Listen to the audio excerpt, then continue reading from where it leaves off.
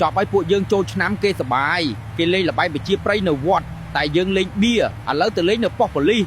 ឆាប់លើកជើងឡើងលើពួកឯងជាប់ហើយកត់តាណាអត់កើតទេលើកជើងភ្លាមថ្ងៃចូលឆ្នាំខ្មែរសបាយណាស់ពួកយើងនាំគ្នាលេងបៀយូរខ្ញុំលេងម្ដងមិនអីទេ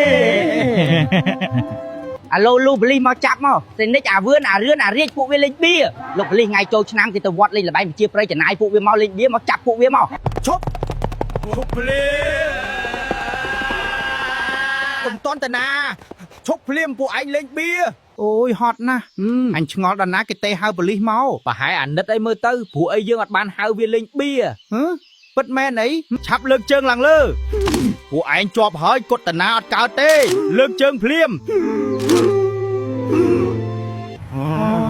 ចប់ឲ្យពួកយើងចូលឆ្នាំគេសបាយគេលេងល្បែងប្រជាប្រិយនៅវត្តតែយើងលេងបៀឥឡូវទៅលេងនៅប៉ុស្តិ៍ប៉ូលីស